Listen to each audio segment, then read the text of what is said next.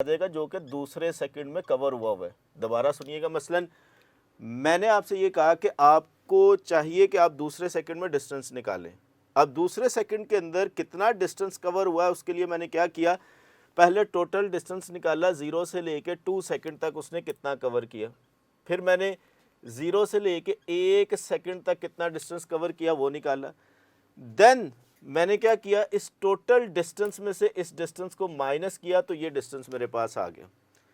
अब ये कंपैरेटिवली आप देखें ज़्यादा टाइम टेकन है कि मैं चले इसको करके दे देता हूँ। मसलन आप इस इक्वेशन से s is equal to V I T plus half G T square को यूज़ करते हैं। मसलन 0 से लेके 1 सेकंड तक आप निकालें तो क्या आएगा, s की जगह चलें s1 लिख लें, और इनिशियल वेलोसिटी 0 है तो हाफ g की जगह 10 लिख लें तो ये 1 आ गया। तो जब आप इसे सॉल्व करेंगे तो ये आ जाएगा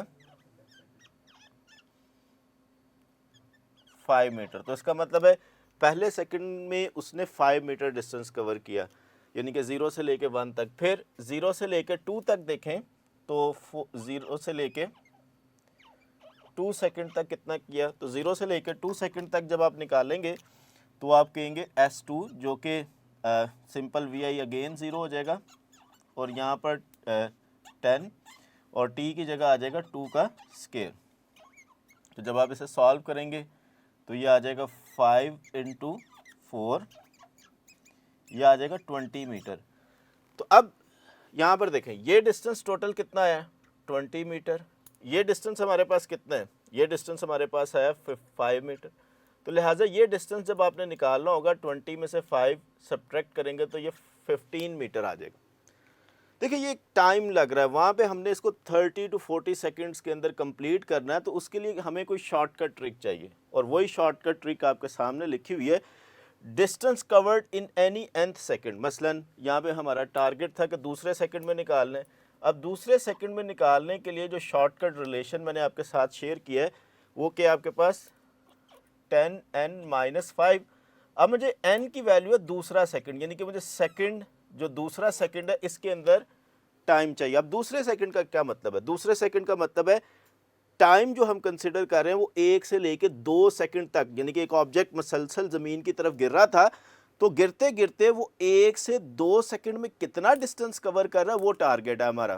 तो वो टारगेट किस तरह, आप शॉर्टकट क्या है कि n की जगह अगर आप 2 पुट कर दें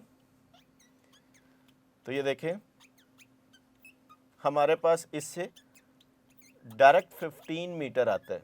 ठीक है, तो मैंने आपको सिर्फ अभी तक ये समझाया कि अगर आप किसी भी इंटरवल के अंदर डिस्टेंस फाइंड करना चाहते हैं, जैसे अगर आपसे पूछा जाए कि एक ऑब्जेक्ट कंटिन्यूसली हवा में गिर रहा है और हवा में गिरते गिरते वो 6 सेकंड तक वो कंटिन्यूसली नीचे आ रहा है, बताइए एक पर्टिकुलर इंटरवल 3rd सेकंड में कितना डिस्टेंस कवर किया और छठा सेकंड या 6th सेकंड के अंदर कितना डिस्टेंस कवर किया। तो उसके लिए हमें ज़्यादा लंबी कैलकुलेशन करने की ज़रूरत नहीं है। शॉर्टकट तरीका ये है कि अगर हम तीसरे सेकंड में मालूम करना चाहते हैं तो n की जगह 3 पुट कर दें, अगर आप छठे सेकंड में मालूम करना चाहते हैं डिस्टेंस तो n की जगह 6 पुट कर दें, और यही हमने अगले सवाल में किया हुआ है। अब आपने इसका आंसर बताना है, what will be the ratio of the distance covered या distance moved by freely falling body from rest in 3rd second. अब 3rd सेकंड में बताना है और 6th सेकंड में बताना है, और उनको फाइंड करके आपस में डिवाइड कर देना, तो इनमें से कोई आंसर आ जाएगा। जल्दी से बताइए छठे सेकंड में कितना डिस्टेंस कवर होगा और तीसरे सेकंड में कितना डिस्टेंस कवर होगा। जी बेटा आपकी बारी, बोले छठे सेकंड में कितना डिस्टेंस कवर होगा। जी हाँ जी, चले पहले बताएं छठे सेकंड में कितना डिस्टेंस कवर हुआ है। हाँ वेरी गुड, तो distance covered in 6th second वो कैसे निकालेंगे, n की वैल्यू हमारे पास 6 है, तो शॉर्टकट वे है कि हम लोग 10 और n की जगह 6 -5 कर देंगे तो 55 मीटर आ गया। ठीक है, इसी तरह हमने तीसरे सेकंड में निकालना है, तो तीसरे सेकंड में निकालने के लिए मतलब n की जगह 3 पुट कर दें तो S03 आ गया, तो 10 इंटू 3 -5 तो ये आ जाएगा 25 मीटर। अब इन दोनों को हम डिवाइड कर दें तो S03 डिवाइडेड बाय S05, तो हमारे पास तीसरे सेकंड में 25 मीटर और जो छठा सेकंड है उसके अंदर हमारे पास 55 मीटर है। तो इसको जब सॉल्व करेंगे तो 5:11 आ जाएगी, तो राइट आंसर आ जाएगा अल्फा। ओके जी बच्चों, ठीक जी बेटा, मेरी बात ज़रा गौर से सुनिएगा, क्योंकि आपके पास वेलोसिटी नहीं है, ये एक्सेलरेशन है जी, इट्स एक्सेलरेशन। अच्छा, जब हम एमडी कैट के लिए स्पेशली जा रहे हैं तो हमारे पास कैलकुलेटर अलाउड नहीं है, तो इसलिए हम इसमें जो राउंड ऑफ वैल्यू है वो 9.8 की बजाय अप्रॉक्सीमेटली 10 ही लेंगे। चलें आगे, ठीक है जी जी, ओके बेटा। हाँ, देखो ना, आप इसको सॉल्व कर लें 5 के टेबल पर, 5 5s आर दिस एंड ये 5:11 आ जाएगी। 25 को 55 से डिवाइड करो तो 5:11 आ जाएगी। चलें आगे बेटा, ये बहुत अहम कॉन्सेप्ट था। तो आज अब तक के लेक्चर में आपने जो सीखा है वो एक्चुअली इस रिलेशन का यूज़ है। इस रिलेशन को आपने याद रखना है, ये आपके बहुत काम आने वाला है आगे।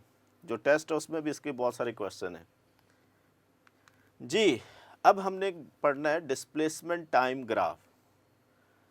बेटा, डिस्प्लेसमेंट टाइम ग्राफ के अंदर या किसी भी ग्राफ के अंदर जो सबसे ज़्यादा ज़रूरी चीज़ है वो कौन सी है? वो है स्लोप। क्योंकि चाहे डिस्प्लेसमेंट टाइम ग्राफ हो, वेलोसिटी टाइम ग्राफ हो, उसमें स्लोप बड़ा अहम है। और दूसरा है एरिया। तो पहले हम बात करते हैं स्लोप को, जल्दी से मैं एक्सप्लेन करता हूँ। देखिए, अगर हम स्लोप की बात करें तो स्लोप को ढलवान कहते हैं। जैसे आपके पास ये एक्स एक्सिस है और ये वाई एक्सिस है। अब इसके अंदर डिफरेंट ग्राफ मैं बना रहा हूँ। देखो, अगर आप ये जो इस कलर का है, पिंक कलर का, आप देखें ये हॉरिजॉन्टल लाइन है, इसका स्लोप क्या होगा? ज़ीरो होगा। क्यों स्लोप ज़ीरो होगा? क्योंकि स्लोप का जो रिलेशन है वो स्लोप बराबर होता है delta Y divided by delta X. ठीक है। अब यहाँ पर अगर आप दो पॉइंट्स लेते हैं, इसको y1 और इसको y2 कह लें, तो इसको जब डेल्टा y निकालेंगे तो ये ज़ीरो आएगा। तो ज़ीरो डिवाइडेड बाय समथिंग, यानी कि जब हम इसका स्लोप निकालेंगे तो zero divided by something, answer जो है वो ज़ीरो आएगा। यानी कि ये y1 y2 और इसी तरह यहाँ पर x1 x2 ले लें, जबकि डेल्टा x जो है उसकी कोई ना कोई वैल्यू आ जाएगी, वो ज़ीरो नहीं होगा।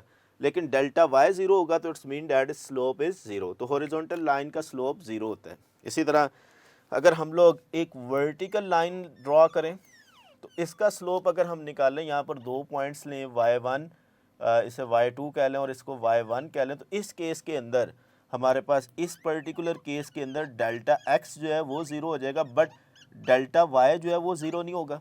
अब जब डेल्टा y ज़ीरो नहीं होगा तो इस केस में जो स्लोप आएगा that will be something delta y divided by zero. तो इसका आंसर इनफाइनाइट आएगा, या इसको हम मैक्सिमम स्लोप कहते हैं। तो लिहाजा हॉरिजॉन्टल लाइन का स्लोप मिनिमम या ज़ीरो और वर्टिकल लाइन का स्लोप मैक्सिमम होगा। अब इसी तरह कुछ मैं आपके साथ और एक्सप्लेन करता हूँ चीज़ें। मिसाल के तौर पर बाज़ औक़ात आपके पास कुछ ग्राफ ऐसे आएंगे जिसके अंदर स्लोप चेंज हो रहा होगा। मिसाल के तौर पर एक बड़ा फेमस ग्राफ है आपके पास कुछ ये। अब इनके ऊपर ए पॉइंट, ये बी पॉइंट और ये सी पॉइंट, डी और ये ई। चले बताइए, ए पर स्लोप मैक्सिमम होगा मिनिमम होगा? शाबाश, हाँ जी। अब इस केस में हम क्या करेंगे, जब स्लोप चेंज हो रहा हो तो नॉर्मल ड्रॉ करते हैं। जैसे इस तरह इधर लाइन ड्रॉ करें, इधर नॉर्मल ड्रॉ करें तो कुछ इस तरह, फिर इधर ड्रॉ करें तो इस तरह ये। तो आप देखें कि ए के ऊपर वर्टिकल लाइन है तो इसलिए स्लोप हो जाएगा मैक्सिमम, इधर हॉरिजॉन्टल लाइन है तो स्लोप हो जाएगा मिनिमम, फिर इधर स्लोप वर्टिकल लाइन है तो मैक्सिमम, फिर इधर क्या हो जाएगा? मिनिमम। ठीक है। इट्स मीन डैट कि हमारे पास जो स्लोप है वो स्लोप अगर वेरिएबल हो तो उसके ऊपर हम एक नॉर्मल ड्रॉ करते हैं और उस नॉर्मल से हमें स्लोप के बारे में समझ आ रही होती है। तो लिहाजा पहली बात जो आपने सीखनी है इसमें वो ये सीखनी है कि जो डिस्प्लेसमेंट टाइम ग्राफ होगा उसका जो स्लोप होगा वो वेलोसिटी आएगा। तो ये अभी जब हम पढ़ेंगे तो ये बहुत अहम बात है कि जब भी dt ग्राफ या डिस्प्लेसमेंट टाइम ग्राफ का आप स्लोप निकालेंगे तो वो वेलोसिटी आएगी। अच्छा, जब वो वेलोसिटी आएगी तो आपने सवाल को जब सॉल्व करना है तो क्या जेहन में रखना है, आपने ग्राफ को देखते हुए ये बात जेहन में रखनी है कि उसका स्लोप चेंज हो रहा है या नहीं हो रहा। अब जब चेंज होगा तो दो ही पॉसिबिलिटीज़ हैं, जैसे इस केस में वो मैक्सिमम से मिनिमम पर जा रहा है, फिर मिनिमम से मैक्सिमम पर जा रहा है, तो आइदर स्लोप इंक्रीज की तरफ जाएगा या आइदर स्लोप डिक्रीज की तरफ जाएगा। अब जब स्लोप इंक्रीज की तरफ जाएगा तो आपने एक बात जेहन में रखनी है कि it's mean that velocity is increases. अच्छा, अगर स्लोप डिक्रीज की तरफ जा रहा है तो it's mean that velocity is decreases.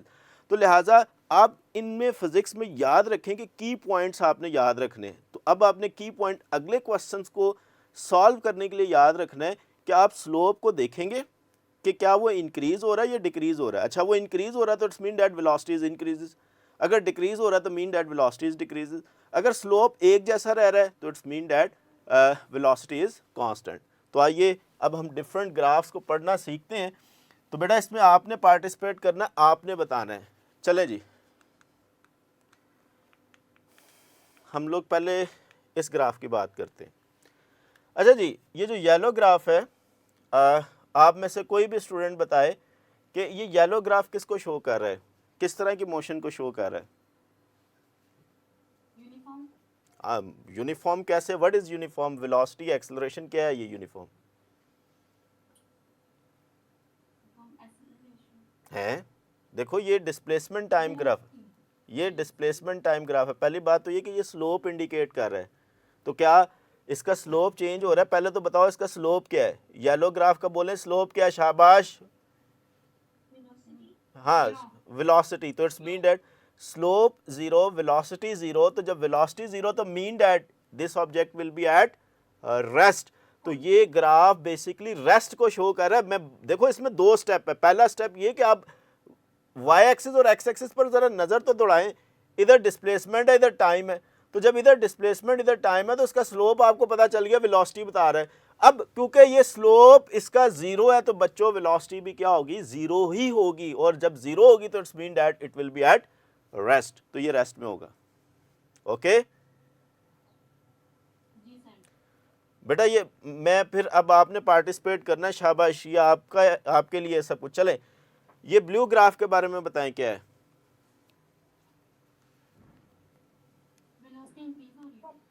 Velocity increase हो रही है, शाबाश। पहले तो बताओ कि ये क्या स्लोप चेंज हो रहा है कि नहीं हो रहा है, स्लोप कांस्टेंट है कि चेंज हो रहा है? जी पहले तो ये डिसाइड करें जी।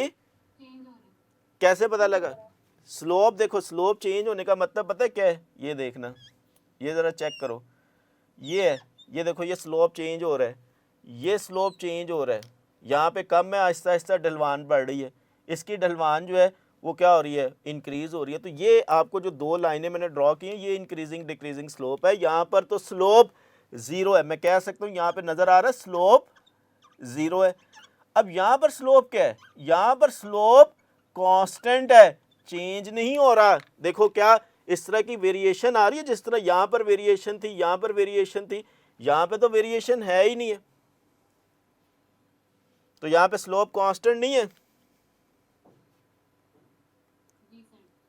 अच्छा, स्लोप कांस्टेंट है, इसके दो तरीके होते हैं मालूम करने के, जरा वो दोनों सुनिएगा बेटा, आपने इन्वॉल्व रहना। देखो स्लोप कांस्टेंट है या चेंज हो रहा है कैसे पता लगेगा? देखो सबसे आसान तरीका ये कि आप एंगल से मालूम कर सकते हो। देखो यहाँ पर अगर एंगल 30 है और बेटा यहाँ पर भी तो एंगल 30 डिग्री ही होगा ना, तो स्लोप इसका क्या रहेगा? कांस्टेंट नहीं रहेगा। अच्छा चले और भी बेटा पार्टिसिपेट करें, ये एमडी कैट की क्लास है, आपकी पार्टिसिपेशन ज़ीरो है, इस तरह आप नहीं सीखेंगे। मतलब किसी भी क्लास के अंदर फिज़िक्स में, चाहे वो फिज़िकल है या ऑनलाइन है, फिज़िक्स में सिर्फ आपकी एक वो कहते हैं ना, जिस तरह इंग्लिश में आपने सारा कुछ पढ़ा होता है लेकिन एक हेजिटेशन होती है, बोलते नहीं आप, इसी तरह फिज़िक्स आपको आती है क्योंकि 2 साल आपने पढ़ी हुई है और नंबर भी अच्छे लेके आप बैठे हैं। जब तक आप पार्टिसिपेट नहीं करेंगे, अपनी हेजिटेशन को ख़त्म नहीं करेंगे, आप फिज़िक्स नहीं सीख सकते। तो जो भी दिल में है, जो भी आपके दिमाग में पहली दफ़ा सोचने में आता है, आंसर बताइए। तो आप बताओ, देखो इसका स्लोप क्या है? कांस्टेंट है। यस, अब स्लोप कांस्टेंट है तो वेलोसिटी भी क्या हुई? कांस्टेंट। तो ये ग्राफ एक्चुअली इंडिकेट कर रहा है कि object is moving with constant velocity. ये कांस्टेंट वेलोसिटी है और ये एट रेस्ट है। तो ये लिखते जाओ बेटा, साथ साथ नोट्स बनाते जाओ, स्क्रीनशॉट लेते जाओ, ये आपके काम आएगी। ये रेस्ट हो गया और ये मूविंग विद कांस्टेंट वेलोसिटी हो गया। चले आगे। Any question on this slide? इस स्लाइड पे कोई क्वेश्चन है तो पूछ ले, फिर आगे चलते हैं।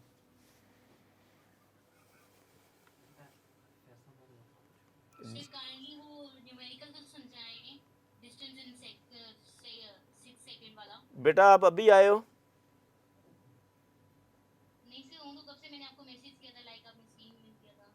अच्छा, उसमें क्या इशू है आपको, ज़रा थोड़ा सा आप एक्सप्लेन करेंगी? अच्छा चले बेटा, क्वेश्चन ऐसे था, मैं उसकी तरफ दोबारा जाता हूँ। ये था, इसमें ऐसा है कि बाज़ का एक ऑब्जेक्ट नीचे गिर रहा है। मसलन आपने ये मार्कर को इस तरह नीचे फेंक दिया, ये फेंक दिया। मसलन इसकी इनिशियल वेलोसिटी 0 थी, अब वो मसलसल हवा में नीचे गिर रही है। अब वो मसलसल जब हवा में नीचे गिर रही है तो वो फ़र्ज़ करें कि एयर के अंदर 10 सेकंड के लिए कंटिन्यूसली नीचे गिरती रहती है। अब मैंने पूछा कि आप मुझे बताइए कि मुझे 10 सेकंड में कितना उसने डिस्टेंस कवर किया, वो नहीं चाहिए मुझे। ये चाहिए कि एग्जैक्ट वो जब छठा सेकंड था ना, 0 से 1 2 3 4 5 6, तो जब वो 5 से 6 के दरमियान ऑब्जेक्ट मूव कर रहा था, यानी कि 5वें सेकंड से जब वो छठे सेकंड तक गया, तो उस दौरान उसने कितना डिस्टेंस कवर किया, इसको कहते हैं डिस्टेंस कवर्ड इन 6 सेकंड। तो पहले तो देखो 6 सेकंड में डिस्टेंस कवर से क्या मुराद है, छठे सेकंड में कवर होने वाला डिस्टेंस। अब वो कैसे निकाल सकते हैं? उसके दो तरीके हैं। एक है लंबा चौड़ा तरीका। लंबा चौड़ा तरीका ये कि पहले आप 0 से लेके 6 सेकंड तक का डिस्टेंस निकालें, फिर 0 से लेके 5 सेकंड तक का डिस्टेंस निकालें और उन दोनों को माइनस करें, जो कि एक लंबा काम है। आसान तरीका ये कि आप इस शॉर्टकट रिलेशन को यूज़ कर लें, 10n-5। 10n, यहाँ पे n जो है वो इंटरवल है जिसके अंदर आपने डिस्टेंस फाइंड करना है। मतलब n की वैल्यू 6 है तो 6 की सिंपल n की जगह 6 पुट कर दे, तो छठे सेकंड के अंदर डिस्टेंस आ जाएगा। जैसे n की जगह 6 पुट किया तो 10 × 6, जैसे यहाँ पर देखें 10 × 6 क्या हो गया 60, 60 - 5 दैट इज़ 55 मीटर। तो इट्स मीन डैट कि वो 5 से लेके 6 सेकंड के दरमियान जो उसने डिस्टेंस कवर किया वो 55 मीटर है। ठीक है, काइंडली अब आप मैसेज नहीं करेंगे, आपने डायरेक्ट बोल के सवाल का आंसर पूछना है, जो भी करना है। चले ये ग्राफ, चले आप ही बेटा बताओ ये ग्राफ किसको इंडिकेट कर रहे हैं? शाबाश, वेलोसिटी इंक्रीजिंग है डिक्रीजिंग है, क्या है ये जी?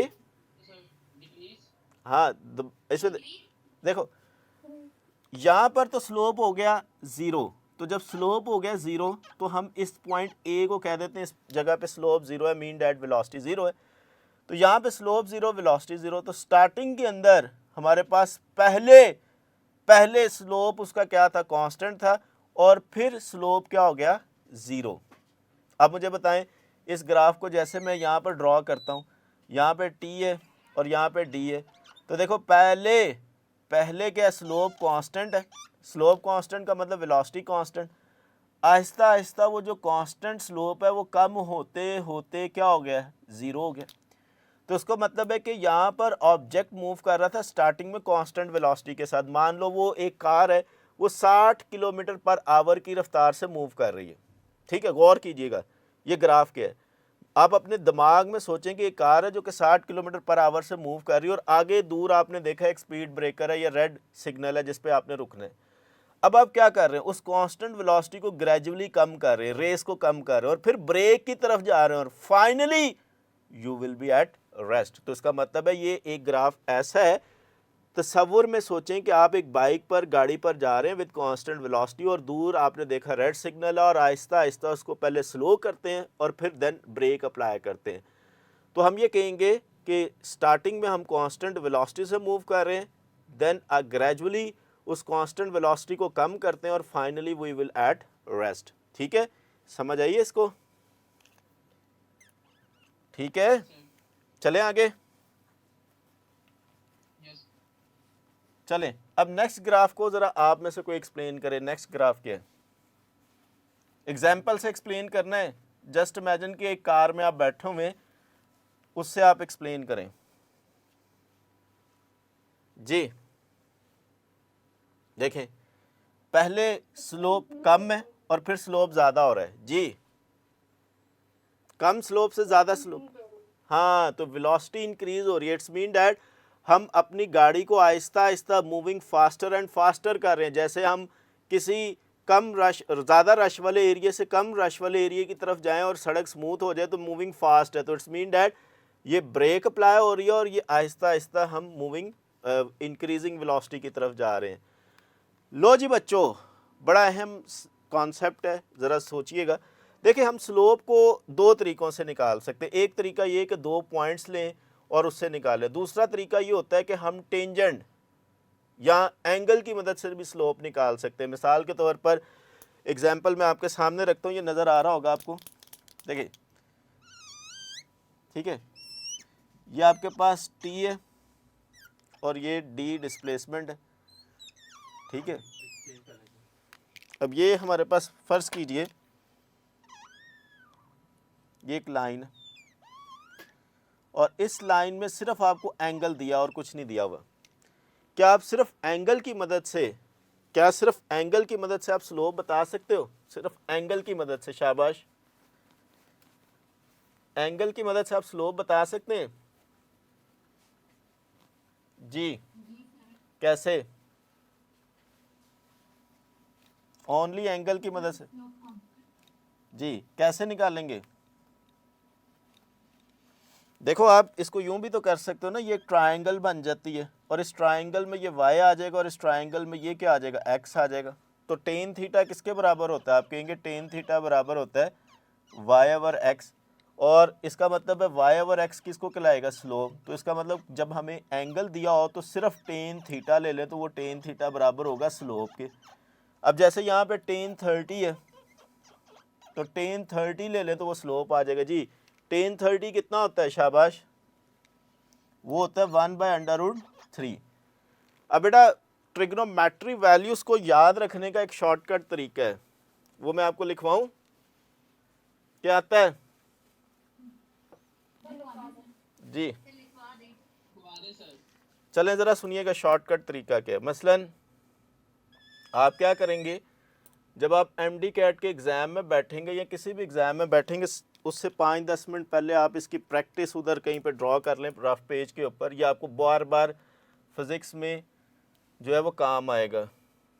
वैसे तो मैथ में भी बहुत यूज़ है लेकिन फ़िज़िक्स में भी इसका यूज़ है। जैसे आप सिर्फ साइन थीटा, कॉस थीटा और टेन थीटा लिख लें, ठीक है। हमने शॉर्टकट ट्रिक्स सीखने हैं, इस तरह आप एक टेबल बना लेंगे, ठीक है। यहाँ पर आप 0, 30, 45, 60 और 90 ये वैल्यूज़ लिख लेंगे, ठीक है। अब सिर्फ आपको यहाँ पर देखें, हर बच्चे को दो वैल्यूज़ तो सारों को याद है। साइन 0 किसके बराबर होता है, 0 के। साइन 90 किसके बराबर होता है, 1 के। ये दो वैल्यूज़ सारों को याद है, ऐसा ही है ना। ये बहुत दफ़ा यूज़ होती हैं इसलिए आपको याद होती हैं। सिर्फ आपने 1, 2, 3 ये 3 वैल्यूज़ याद रखनी और ये देखना पूरा टेबल भर जाएगा। साइन 30 की वैल्यू 1/2 है और साइन 45 की जो वैल्यू है वो 1/√2 है और इसकी है √3/2। बस ये आपने याद रखनी है, ओके। अब हमने क्या करना है, हमने ये करना है कि इस टेबल को उल्टा देना है, यानी कि इसको पकड़ना है इस तरह और यूं इस तरह उल्टा दें। अब जब उल्टाएंगे तो ये 1 इधर आ जाएगा, ये इधर आ जाएगा और ये ऐसा रहेगा और ये इधर और ये 0 आ जाएगा, ठीक हो गया। यानी कि आपने सिर्फ ये 3 वैल्यूज़ को याद रखना है, ठीक है। और ये टेबल को इस तरह रिवर्स करना है तो ये चीज़ आ गई। अब टेन थीटा आपको पता है, टेन थीटा बराबर होता है साइन ओवर कोस के बराबर होता है। अब 0 को कोस से डिवाइड करें तो ये कितना आ जाएगा, 0/1, ये 0 आ गया। फिर इसको जब इससे डिवाइड करेंगे ये कैंसिल होकर सिर्फ 1/√3 आ जाएगा और ये कैंसिल होके 1 आ जाएगा। और जब इसको सॉल्व करेंगे तो ये सिर्फ √3 आ जाएगा और ये 1/0 इज इक्वल टू इन्फिनिटी आ जाएगा। तो इस तरह ये आप टेबल को याद रख सकते हैं जो कि बार बार इस्तेमाल होगा, जैसे कि इस क्वेश्चन में भी यूज़ हो रहा है। If the displacement time graph of two moving bodies is making an angle 30 degree and 60 degree. तो दो एंगल हैं, एक हमारे पास जो एंगल है वो एंगल है 30 डिग्री, यानी कि one angle is 30 degree and other angle is 60 degree. हमने इनकी रेशो फाइंड करनी है। तो आपको पता है, अभी मैंने जैसे आपको बताया कि ये कुछ ऐसे बन जाएगा, ये 30 आ गया और ये हमारे पास 60 आ गया, ठीक है।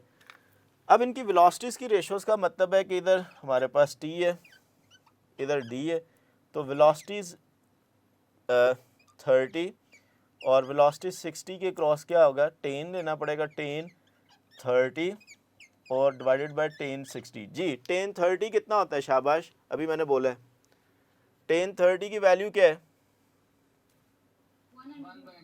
हाँ 1/√3। और 10 60 की क्या वैल्यू है, 10 60 की वैल्यू बोलो जी कितनी है, √3। तो जब आप इसे सॉल्व करोगे तो 1/√3 1/√3 ये कितना आ जाएगा, 1:3 नहीं आ जाएगा जी, वो ऐसा ही है। तो राइट आंसर आ जाएगा 1/3। चलें जी, अगला सवाल का कोई जवाब जो देगा, मैं समझता हूँ कि उसको ये सारी चीज़ समझ आ गई है। सोच के ध्यान से आपने बताना है ये क्या है। ये डिस्प्लेसमेंट टाइम ग्राफ है, just like a projectile motion की तरह है। सोच के बताएं ये ग्राफ किस तरह के मोशन को इंडिकेट कर रहा है, ये आपकी बुक में भी बना हुआ है जी। ये कौन सी मोशन है, एग्जाम्पल दीजिएगा जी, शाबाश, बड़ी फेमस मोशन है डेली लाइफ में।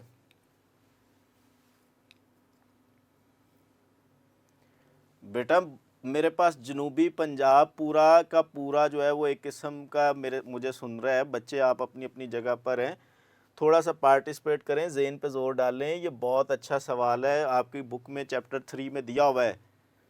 बताएं ये कौन सी फेमस मोशन है जिसको ये इंडिकेट कर रहा है ग्राफ। ओ गलत बोल, देखो प्रोजेक्टाइल मोशन में तो वाई में ये वर्टिकल डिस्टेंस है, इधर हॉरिजॉन्टल डिस्टेंस है। 90% स्टूडेंट इस ग्राफ को गलत बोलते हैं। देखो पहले आप वाई पे देखो, डिस्प्लेसमेंट एक्स पर टाइम है। क्या प्रोजेक्टाइल मोशन में ऐसा होता है जी? है तो मुझे बताइए कोई मोशन है, कौन सी मोशन है ये? इधर पुत्र पंजाबी समझ दीजिए हैं। अच्छा मुझे बताओ यार, ये आपने इसको ऊपर फेंका है, ये आपके हाथ में वापस आया है, ये मार्कर को उछालें। चलें गौर से सुनिएगा, अब मैं बताऊंगा, तुमने तो अपना टाइम ले लिया है। जब आपने इस बॉल को ऊपर फेंका, अच्छा उस वक्त वेलोसिटी थी मैक्सिमम, ठीक है। फर्ज करो 100 मीटर पर सेकंड से आपने इस बॉल को ऊपर फेंका, ऐसा ही है। मज़ा इस मार्कर को मैंने 100 मीटर पर सेकंड से ऊपर उछाला और एयर की फ्रिक्शन नहीं थी तो 100 से ही वापस आ गया। अच्छा इट्स मीन डैट इसकी स्टार्टिंग में वेलोसिटी मैक्सिमम थी। जब मैं स्लोप ड्रॉ करूंगा तो यहाँ पे स्लोप कुछ ऐसे आएगा, ऐसे ही है ना, स्लोप ये आएगा और यहाँ पे स्लोप इस तरह आएगा और यहाँ पे फाइनली आप देखो स्लोप ये आएगा, ऐसे ही है ना। यानी इधर स्लोप क्या आएगा, मिनिमम, इधर स्लोप आएगा मैक्सिमम और इधर भी स्लोप आएगा मैक्सिमम। तो यहाँ पे भी मैक्सिमम, यहाँ पे भी मैक्सिमम और यहाँ पर मिनिमम। डिस्प्लेसमेंट टाइम ग्राफ का स्लोप किसको इंडिकेट करता है, आप कहेंगे वेलोसिटी को। अच्छा जब वेलोसिटी को इंडिकेट करता है तो यहाँ पर वेलोसिटी क्या होगी, मिनिमम, यहाँ पर वेलोसिटी क्या होगी, मैक्सिमम, तो यहाँ पे भी होगी वेलोसिटी मैक्सिमम। तो इट्स मीन डैट कि ये ऐसे ही है, ये हाईएस्ट पॉइंट है, हाईएस्ट पॉइंट पर जाके बॉल की वेलोसिटी क्या हो जाएगी, 0 अप्रॉक्सीमेटली। तो इट्स मीन डैट कि ये जो ग्राफ इंडिकेट कर रहा है, ये ग्राफ ऐसे ही है जैसे मैंने एक बॉल को उछाला है हवा में और ये मेरे हाथ में वापस आ गई। तो दिस ग्राफ इंडिकेट सिंपली एक पूरी मोशन है कि आपने नीचे से ऊपर उछाला और फिर उसे कैच किया है। एग्री, बोलो हाँ या ना, कोई सवाल? अच्छा बच्चों हमारा डिस्प्लेसमेंट टाइम जो ग्राफ है वो मुकम्मल होगी उसकी डिस्कशन। अब हमने वेलोसिटी टाइम ग्राफ पे जाना है, उससे पहले कोई क्वेश्चन है तो पूछ लो, अदरवाइज मैंने बोर्ड साफ करने के लिए 2 मिनट लेने हैं आपसे, ब्रेक है 2 मिनट की। Any question? चलो जी बच्चों 2 मिनट की ब्रेक एंजॉय करें, उसके बाद हम वापस आते हैं। Welcome back students. नेक्स्ट हमारा टॉपिक है वेलोसिटी टाइम ग्राफ। अगेन इसको करने से पहले एक बात याद रखें, हमारे लिए बहुत आसान है कि स्लोप, अगेन इसका स्लोप याद रखें। स्लोप कैसे निकालते हैं, आप कहते हैं delta Y over delta X. अब यहाँ पे डेल्टा वाई की जगह डेल्टा वी और डेल्टा एक्स की जगह डेल्टा टी है, तो डेल्टा वी और डेल्टा टी हो जाएगा एक्सेलरेशन। तो पहली बात तो ये कि वेलोसिटी टाइम ग्राफ के अंदर जो स्लोप है वो स्लोप बताएगा एक्सेलरेशन को। लेकिन यहाँ पर दूसरी चीज़ हमारे लिए बहुत अहम है, वो है एरिया। ठीक है, इसका एरिया बहुत अहम है कि वो एरिया बताएगा डिस्टेंस के बारे में, distance covered by the object. तो लिहाजा ये दो चीज़ें बहुत इंपॉर्टेंट हैं कि जब हम वेलोसिटी टाइम ग्राफ करेंगे, एक स्लोप और दूसरा एरिया। चले जी, अब अगेन आपकी बारी है। येलो ग्राफ में पहले आपने वाई एक्सिस पर वी देखा और एक्स एक्सिस पर टाइम।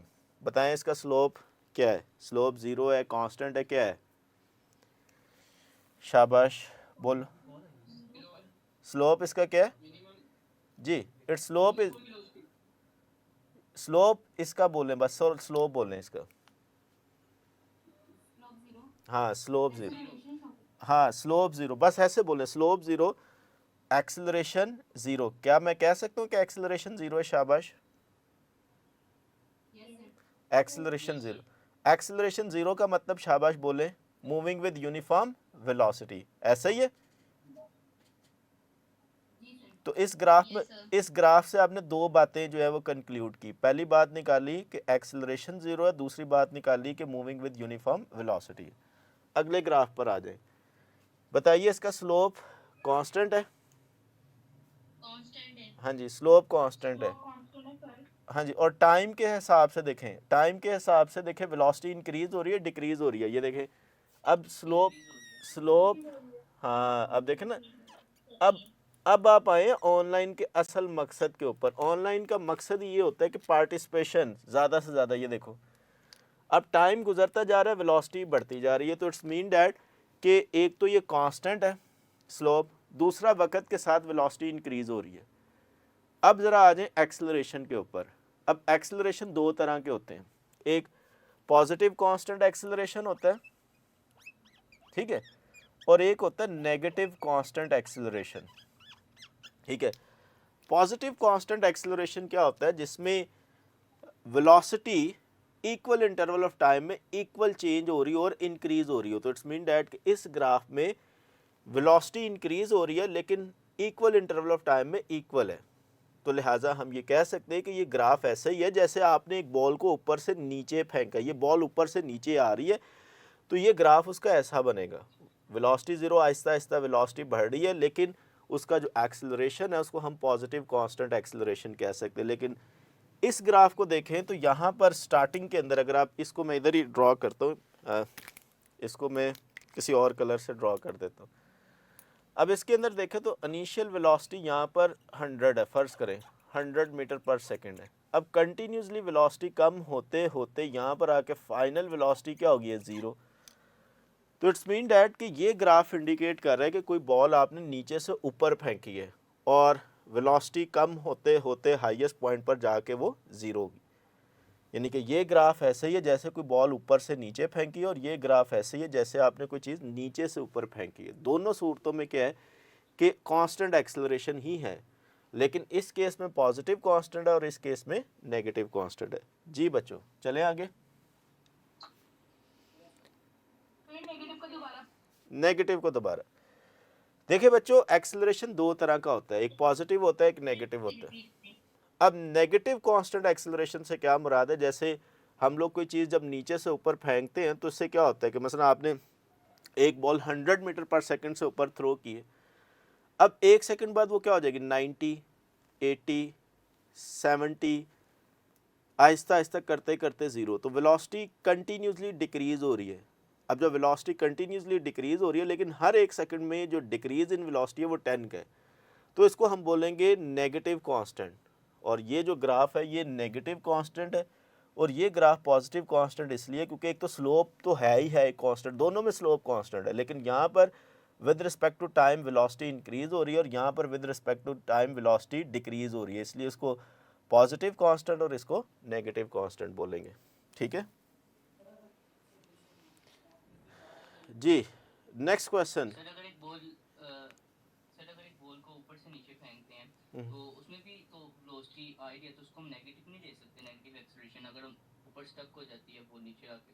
पुत्र ऊपर से नीचे जब बॉल फेंकोगे ना तो याद रखें कि वेलोसिटी कंटिन्यूसली इंक्रीज हो रही है।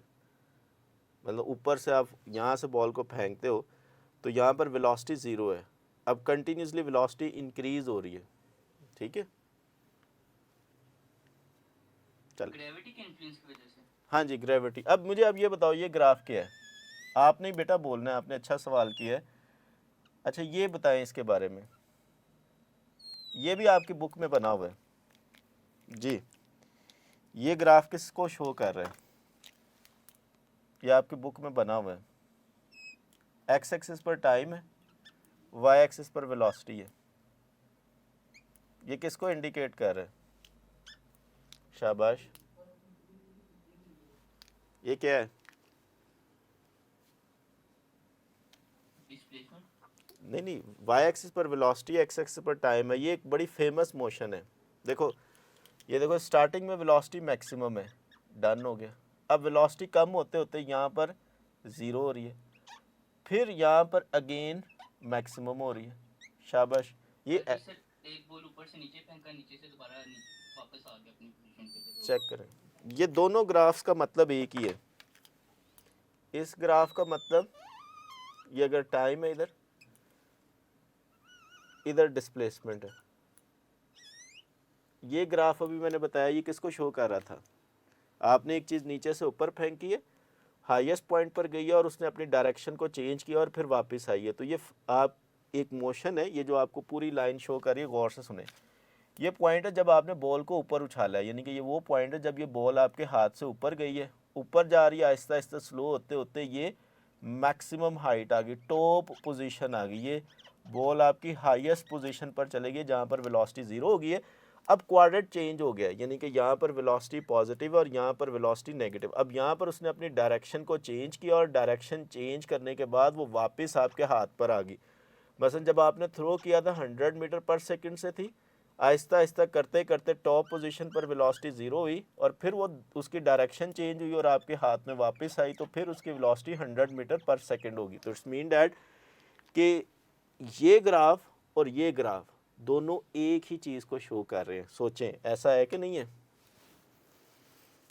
जी?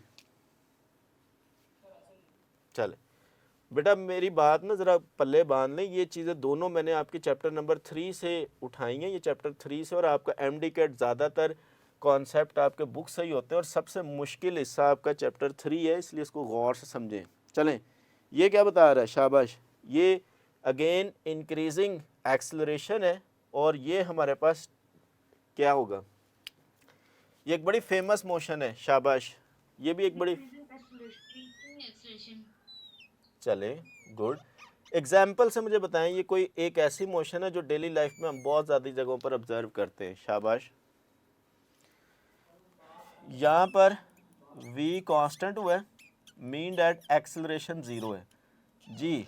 इस जगह पर a पॉइंट पर कह लें कि एक्सेलरेशन ज़ीरो और यहाँ पर पहले वेलोसिटी जो है वो इंक्रीज़ हो रही है। तो इट्स मीन डैट यहाँ पर v इंक्रीज़ हो रहा है और फिर इंक्रीज़ होने के बाद वेलोसिटी यहाँ पर आके क्या होगी? ये कांस्टेंट।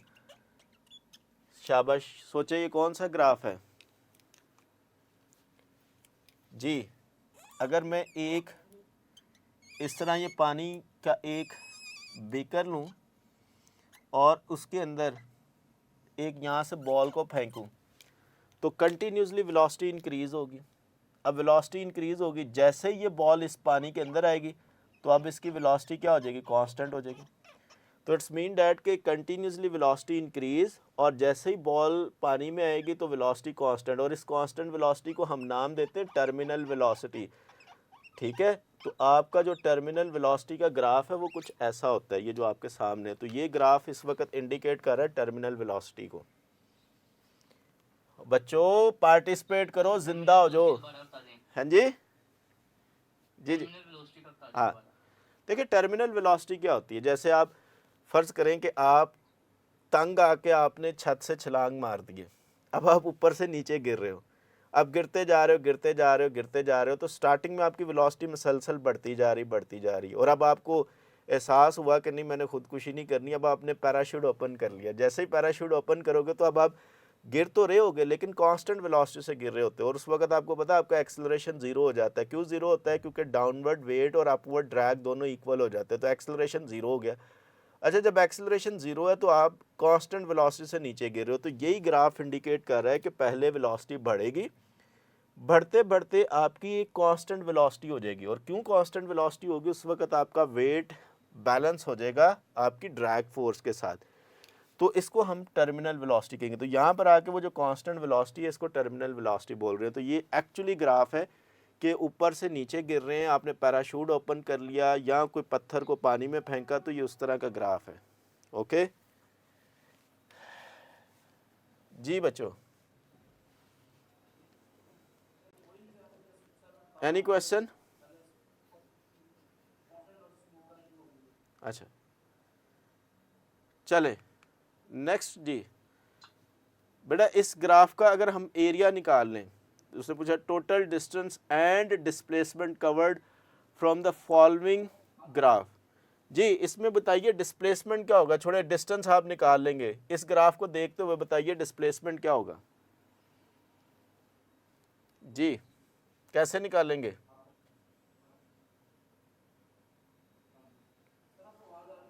जी अब आ रही है जी, ऊंची बोलिएगा, ज़रा ऊंची बोलिएगा।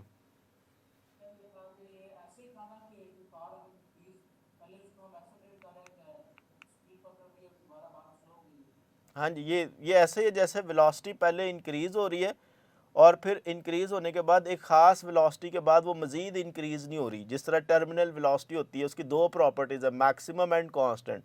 तो ऑब्वियसली यहाँ पर हम कहेंगे कि initially you can say that कि एक्सेलरेशन इसका कांस्टेंट है, then it's acceleration become zero.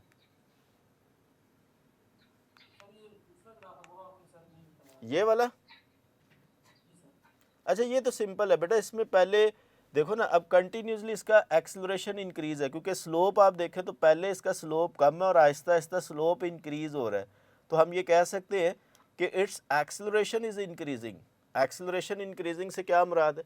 मसलन आप 1 to 5 पे जा रहे हैं, बाइक चला रहे हैं, आप क्या करते हैं? रेस देते जाते हैं, इसीलिए तो हम रेस को एक्सेलरेटर भी बोलते हैं ना। तो ये बेसिकली एक्सेलरेट कर रहे हैं, आप अपने आप को मूविंग फास्टर एंड फास्टर होते जा रहे हैं। चले अच्छा बेटा मेरे पास टाइम कम है, मैं जल्दी से इस ग्राफ का बता दूं, ये आप खुद भी कर सकते हैं। इस ग्राफ के अंदर हम अगर ये ग्राफ ऐसे है, इसमें मैं इसको यूं यहाँ पर देखें, अगर आप इस ग्राफ का एरिया निकालें तो इस ग्राफ में यहाँ पर देखें ये 4 लिखा हुआ है, सही है, और यहाँ पर लिखा हुआ है 0। तो यहाँ पर आपके पास क्या आ जाएगा? इसका हाफ जो है वो 2 आ जाएगा। अगर आप इस ग्राफ का एरिया निकालें, वेलोसिटी टाइम ग्राफ का एरिया निकालें, तो वो डिस्टेंस आता है। यहाँ पर वेलोसिटी और एक्स एक्सिस पर टाइम है, तो इसका एरिया कैसे निकालेंगे? अच्छा, इसका एरिया निकालने के लिए आप इसको दो हिस्सों में डिवाइड कर लें। इसका एरिया निकलने के लिए आपको पता है कि ये एक ट्रायंगल बन जाएगी, तो इस ट्रायंगल के अंदर बेस इसका क्या हो जाएगा? 2 हो जाएगा, और इसकी हाइट जो है वो यहाँ पर देखें, इसकी हाइट यहाँ पर क्या लिखी हुई है? 10 लिखी हुई है।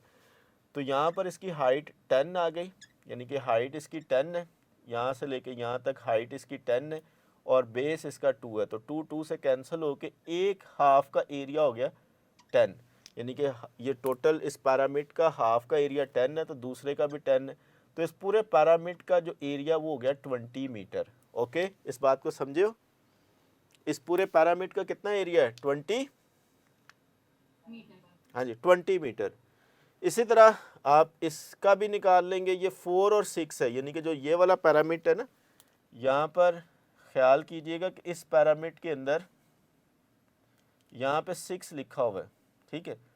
तो इसका जब हाफ का निकालोगे तो ये किस तरह निकलेगा? इसका हाफ का निकालने के लिए आप कहेंगे बेस इसकी यहाँ पर 3 आ जाएगा, बेस इसका 1 आ जाएगा, और हाइट इसकी जो है वो यहाँ पर देखें, हाइट यहाँ पर 10 नहीं है, तो यहाँ पर इधर भी 10 है, तो इसकी आ जाएगी 10। तो ये देखें 10 को 2 से डिवाइड करेंगे तो 5, तो इट्स मीन डैट इसका हाफ का 5 और ये 5, इसका टोटल 20 है, और नीचे वाले का आ जाएगा 10। तो इस जो ऊपर वाले इसका 20, इसका 10 आ गया। अब जो नेक्स्ट पैरामीटर है,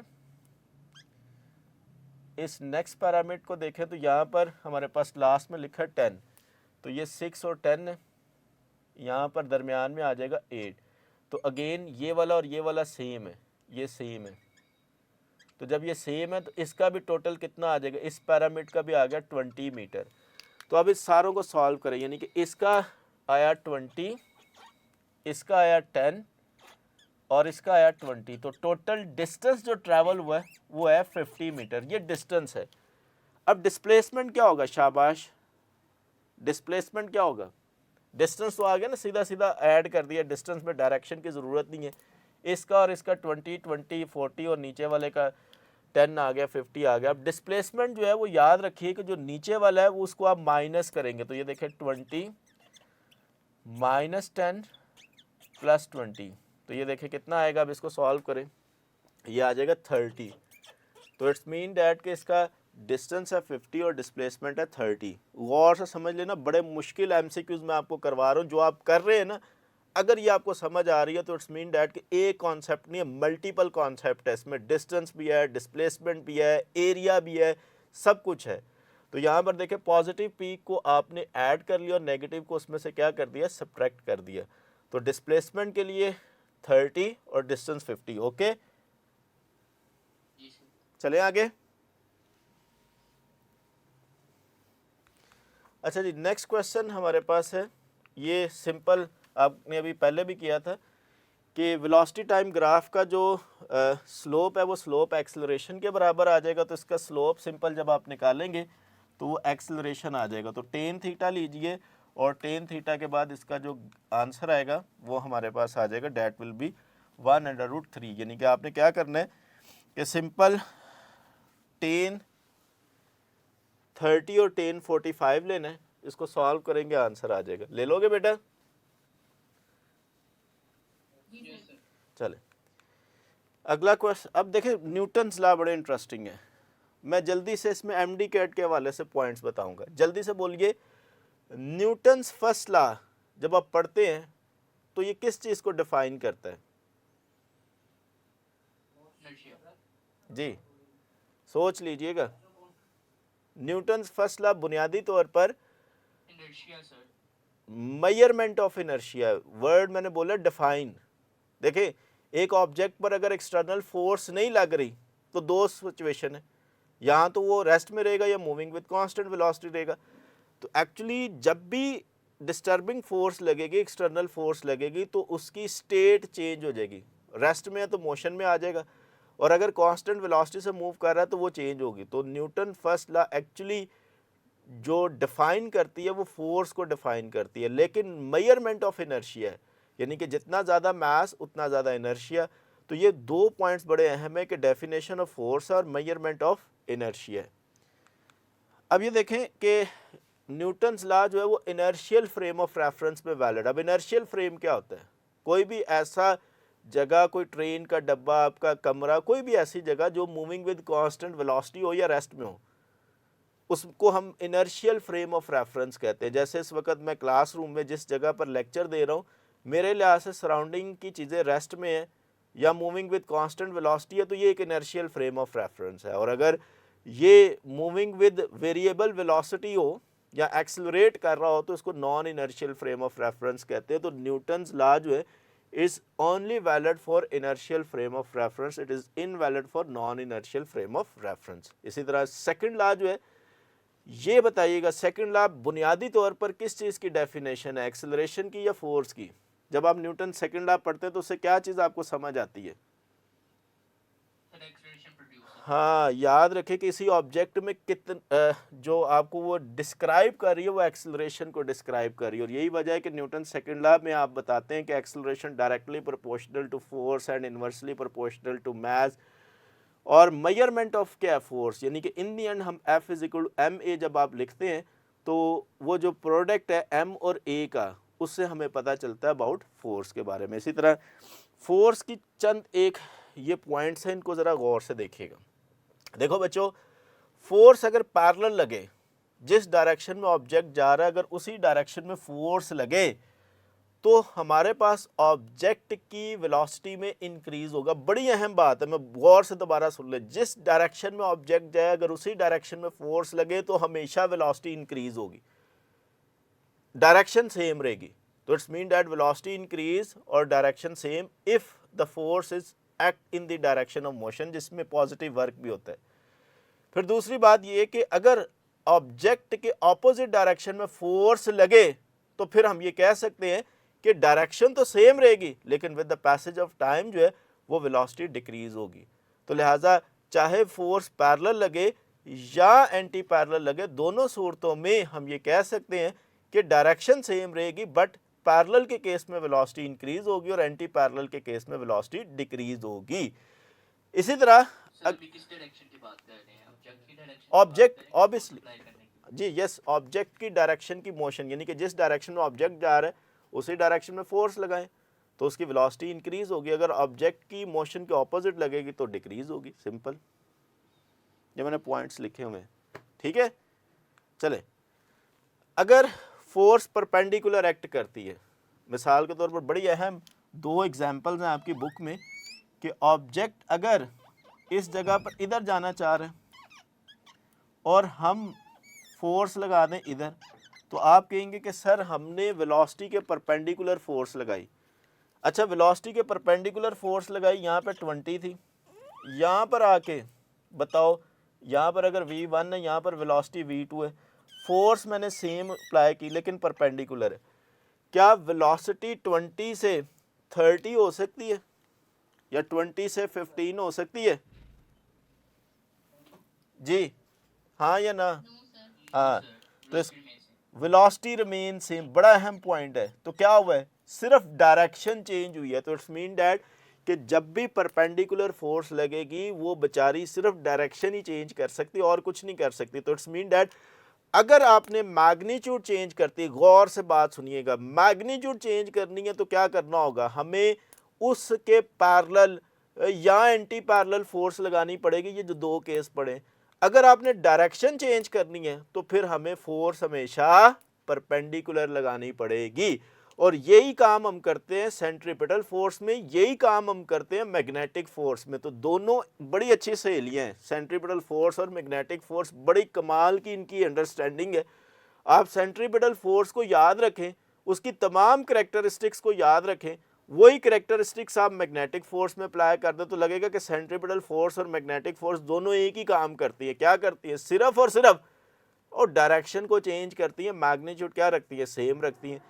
फिर इसी तरह लास्ट में आप देखें कि अगर कोई एंगल बन रहा है, पैरेलल भी नहीं है, परपेंडिकुलर भी नहीं है, एंटी पैरेलल भी नहीं है, तो कोई एंगल बना रही है, तो फिर दोनों पॉसिबिलिटीज आ जाएंगी, both magnitude and direction will be changes. ठीक है, चले जी। परपेंडिकुलर सिंपल सेंट्रीपिटल फोर्स है जिसमें डायरेक्शन चेंज होती है, मैग्नीट्यूड सेम रहती है। फॉर एग्जांपल सेंट्रीपिटल फोर्स की एग्जांपल दी मैंने आपको। ओके, चले। अच्छा, लास्ट एमसीक्यूज है आज के लेक्चर का। एक गाड़ी है, यूनिफॉर्म वेलोसिटी से मूव कर रही है। A car is moving with a uniform velocity 40 kilometre per hour such that car engine is constantly applying a force of 400 newton, then force of friction क्या होगी? शाबाश। कांस्टेंट वेलोसिटी से car move कर रही है, इंजन 400 न्यूटन फोर्स लगा रहा है, 200 फ्रिक्शन फोर्स की होगी जी।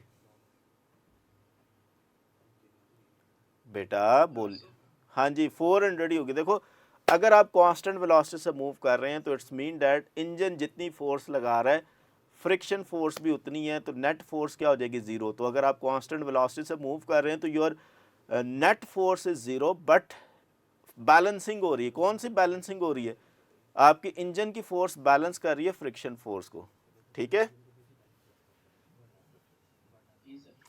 लो बच्चों, आज के लेक्चर में इतना ही था। इंशाल्लाह ताला नेक्स्ट जब हम मिलेंगे तो मोमेंटम और law of conservation of momentum और इलास्टिक कोलिजन को अंडरस्टैंड करेंगे। मुझे इजाज़त दीजिए, अल्लाह हाफिज़। अभी केमिस्ट्री का लेक्चर